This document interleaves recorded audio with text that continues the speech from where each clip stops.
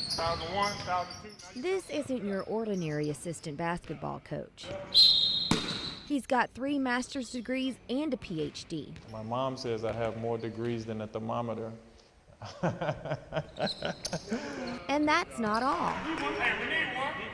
I'm a professor at 2 universities. I teach philosophy and ethics, and I teach instructional design for masters in education. He's also a community servant.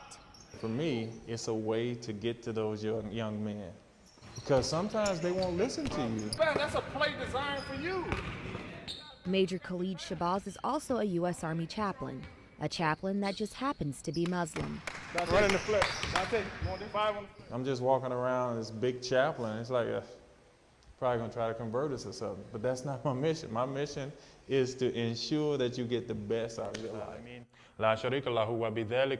There are over 1,000 chaplains in the Army, but there are only 5 who are of the Muslim faith.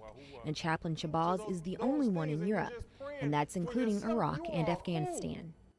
Your prayers have to be linked to community. It's not hard. Do I get discriminated against? I'm sure.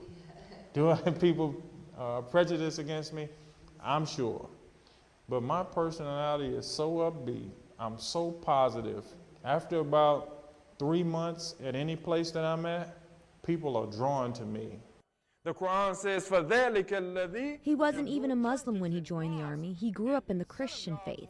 But that changed after he met a Muslim who challenged his beliefs. See what you're doing. He said when the disciples came to Jesus and they said, good master, he said, no, there's none good but God. And I was so fascinated that it had something out there to counter to what I believe. We walk by people in the street who have less than us.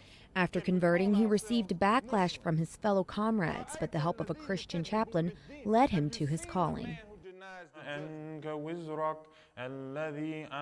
He came over and gave me instruction, and he ministered to me, and he said, why don't you become a chaplain and help people who are in distress like yourself? And I'm telling you, it was just like my emotions and everything was bubbling over, because I said, man, that's how I can help people. Allahu Akbar. Chaplain Shabazz says his biggest challenge is breaking the stereotypes about Muslims. But he says he is able to overcome that challenge by just being himself and following his calling to help people. I want to be known as the chaplain that happens to be Muslim, because I have in my DNA the willingness to help all people. I don't care what your religious title is. And then I'll put out specific lessons. Army Sergeant Monique Sapp, Heidelberg, Germany.